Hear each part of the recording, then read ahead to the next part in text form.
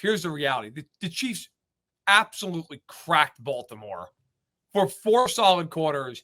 And look, it's valid that, yeah, they had a bunch of guys out on defense. They did. Sure. They also scored 13 meaningful points in that game with a full complement on offense and got absolutely blown out of the building. Look, man, Chiefs had a lot of injuries last year and went 15-1 in meaningful. I don't care. It sucks. Feel bad for the players, but also, too, not for nothing. Marlon Humphrey's hurt all the time. He is. Ronnie Stanley's hurt all the time. Yep. Kyle Van Noy's in his 30s. Like, you're not going to believe it, but guys like that tend to get hurt. Jair Alexander, I saw people before. Oh, man, big loss. He's hurt all the time. It's why the Packers got rid of him. They literally released him. They didn't even trade him. They're like, go with God, get out.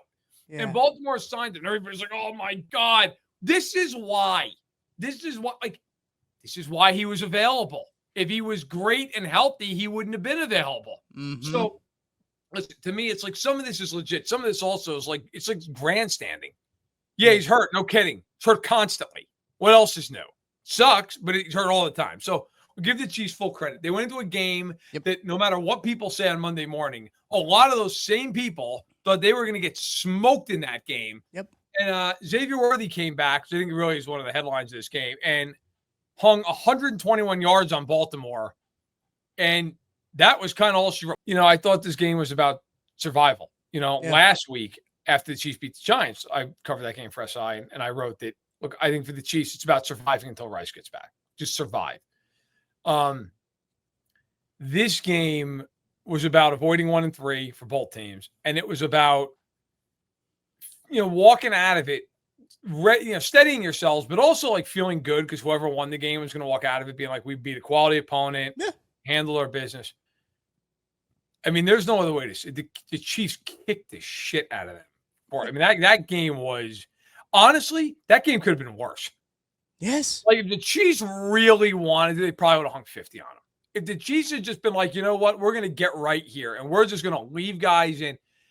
I mean, they were moving the ball, just running the clock out, and then they yanked Mahomes out of the game. They're like, all right, get Mahomes out of it. I mean, it was it was a baptism, man, in every way, shape, and form. That's what they needed. It kind of felt like, you're talking about a baptism, so let's keep it spiritual here. I think it kind of felt like an exorcism at some points, right? Like, it felt like they were just exorcising some demons. And, Matt, I don't want to toot our own horns here, but, like, we got on our show last week. And, yeah, we probably should. We got on our show last week, and you and I were kind of talking about the way that these teams matched up, the injuries, and we were like, hey, guys, like, how is this still 2.5? How are the Chiefs still underdogs? The Chiefs entered this game as underdogs. Like, that is what is legitimately confusing to me. They were underdogs in this game, but there will be people that will get on these get-ups, that'll get on First Take, that'll get on whatever Fox Sports is doing in the mornings now. They'll get there and they'll say, well, the Ravens were banged up. The Chiefs should have won this game. Obviously, the Chiefs should have won this game. The Chiefs, they should have won this game. The national goalpost moving is not going to quit. It's not going to stop.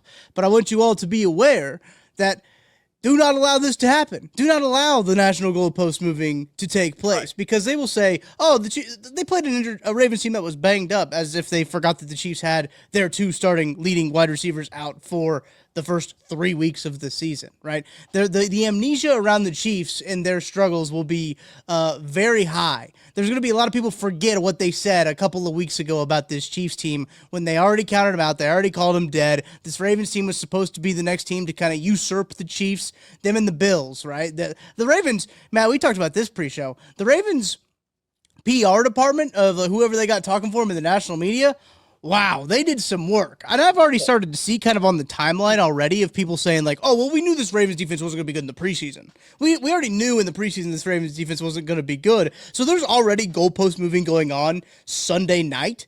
And I can't imagine what it's going to be on Monday morning when you see all these national pundits get on there. But that's one thing that I took away from this game, and I talked about it on Everything Else with Joshua Briscoe when we were doing our stream on Friday, is that I wanted the Chiefs to win this game and win it in a dominating fashion to where the national media were put into this mental pretzel of like, wait, well, we thought the Ravens were really good, so we have to account for why the Ravens played like that, but the Chiefs were already dead, and the Chiefs were already bad. The dynasty's over, I thought, already. So then we have to account for that. The mental gymnastics you're going to see is going to be really good, and I cannot wait for people to just tag me and anyone else in the things that they say to just see what they're trying to come up with after this game. There's going to be a whole lot of like the Ravens were really hurt. Right. They couldn't win this game. Mm-hmm. Look, the Ravens weren't missing anybody on offense in this game. It's a great point. Ronnie Stanley played. He left, but he. And like, I don't look, Ronnie Stanley's terrific, but like, I don't give a damn that Ronnie Stanley left the game. Yeah. I don't care. This piece didn't have Rashid Rice.